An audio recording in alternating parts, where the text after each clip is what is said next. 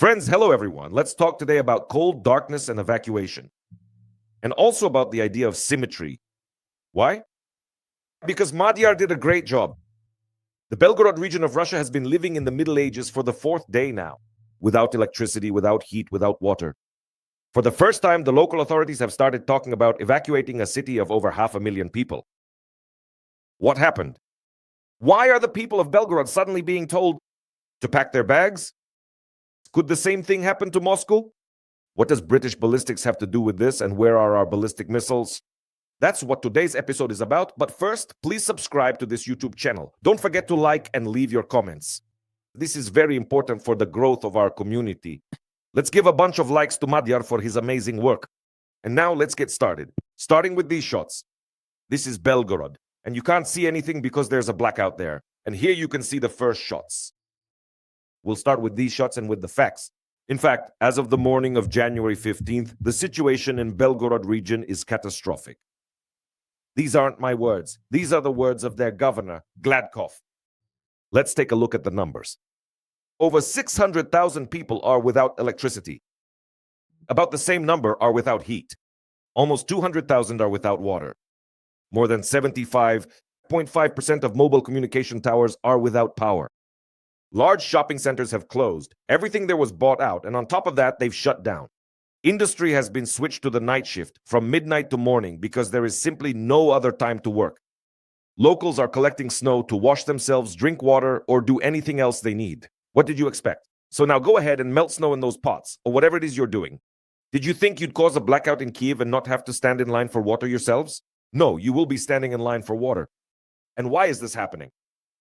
According to Russian sources, as early as January 9th, there were strikes on the key Starozivaya substation. And most likely the Luch CHP plant as well. The Luch CHP plant was burning spectacularly over there. All of this literally led to a domino effect. It wasn't just a line that went out of order, but a key infrastructure hub. By the way, it had already gone out of order there in the fall, their last CHP plant. So the system was basically on the brink. Of course, they did nothing. The money was stolen. Why would they bother building anything? Well, there you go. Explosions, fires, the CHP plant is burning, other energy infrastructure sites are burning, and that's it. A total blackout in Belgorod. So friends, here we need to talk about the most important thing. We need to quote Gladkov himself directly. He actually made two key statements. The first was about evacuation. He said that people need to prepare to relocate. The authorities are currently making lists of places where people can be relocated if the cold and lack of utilities become critical. Although before this, I remind you, he himself was talking about a critical situation. So, as I understand it, they are already preparing for evacuation and getting the city ready for it. And this is an unprecedented statement for Russian propaganda, which has always insisted that they have everything under control. This is simply unprecedented. We need to understand that. The second issue is about searching for enemies. Just imagine, for a second. Instead of working faster to restore electricity, the governor ordered the security forces to look for provocateurs and internal enemies who, I quote, are helping the enemy, that is us, the armed forces of Ukraine, by spreading negativity.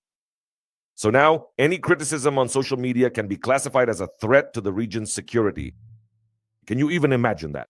In other words, when the authorities start looking for those who point out the problem instead of addressing the problem itself, that's a sign of a deep crisis, my friends. I'd call it bullshit. Excuse my language. Honestly, we don't really care about this. Let them sort it out however they want. The main thing is that they suffer. But the question is, did this happen unexpectedly? Absolutely not, my friends. This is not a spontaneous blow. This is a predictable, announced response. Let's once again recall the words of that very commander, the commander of the unmanned systems forces, Robert Madhyar Brody, who just literally a month ago, commenting on the shelling of Ukraine, said, and addressing the Russians, he said, Russians, a blackout is not scary. It's just a bit of inconvenience. Do you remember these words? It wasn't just for nothing, like he came out and said something to scare people. No, it was a strategic announcement. Every winter, Russia bets on terrorizing peaceful Ukrainians with cold and darkness. This winter is now the most critical for us. Anyone living in Kiev, in the region, or in other cities, everyone understands everything perfectly well. In the bitter cold, they are simply destroying our energy infrastructure. We are also left without water, without electricity, without heat, without anything. Respect, by the way, to the energy workers for dealing with all of this right now. The principle of symmetry introduced by them means that what they do to us can come back to them. That's it. We simply adopted their methods. And here Mandyar didn't hide it, he announced it. And by the way, he kept his promise. Belgorod. This is a clear demonstration of that principle. This is our response to their winter blackouts. Well, obviously, friends, Belgorod is important, of course, but it's peripheral. The main question is, what will happen? How will this reach Moscow?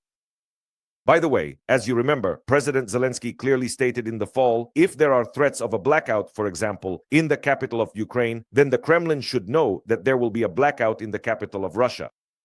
That was not a threat, it was a statement of possibility. And here a key tool appears, one that brings this possibility closer to reality. What is it? It's British ballistics, the Nightfall project.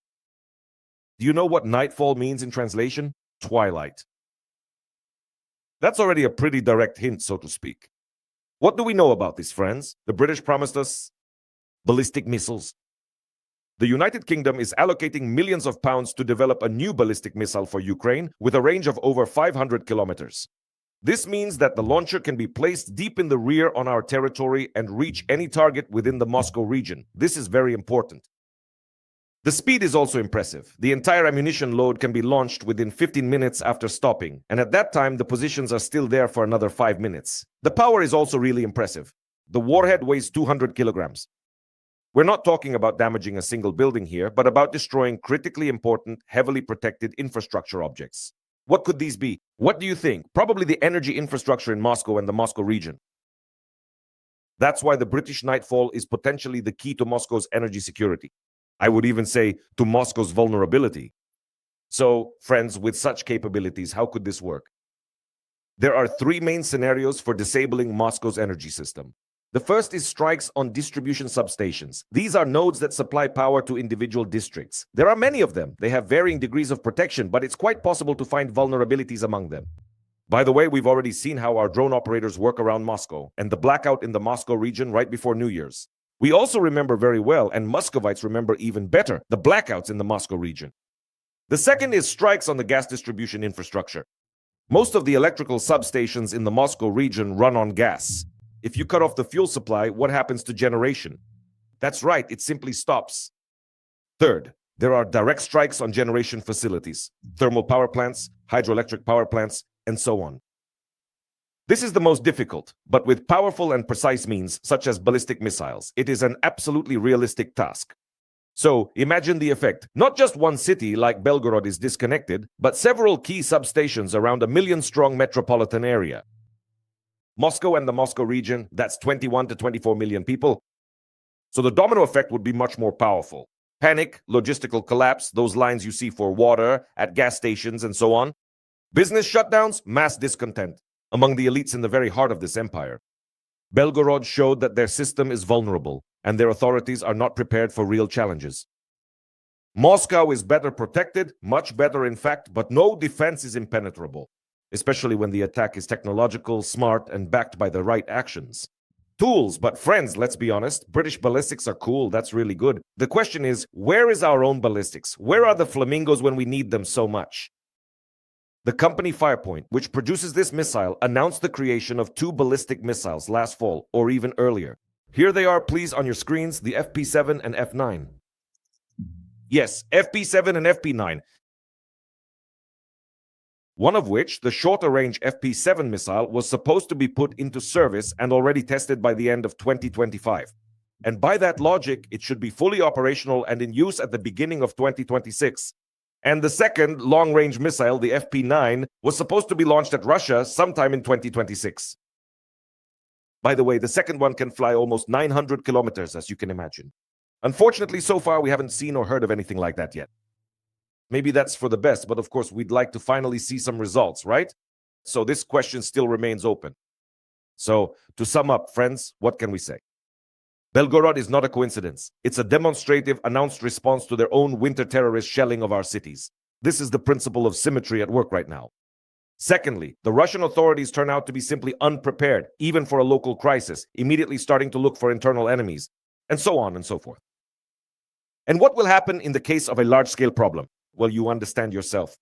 Third, the next link could be Moscow, the Moscow region. The president spoke about this directly. Fourth, the technical capability for this comes from the latest ballistic missiles from the United Kingdom. Nightfall. which are capable of reaching the Russian capital. Plus, we are ultimately hoping for our own ballistic missiles. Fifth, the goal is not terror against civilians, although, to be honest, there are no civilians there at all, unlike what Russia does. The goal is strategic deterrence, to show that any escalation on their part, any attempt to freeze Ukraine, will have direct, symmetrical, and very harsh consequences for them. The story with Belgorod is just a prelude. The first warning, it shows that the time when Russia could wage war without consequences for itself has irreversibly passed. From now on, their darkness is the result of our will and our ability to respond. Thank you, friends. Stay on this channel, subscribe to it. Please subscribe more actively. Take care of yourselves, and see you next time.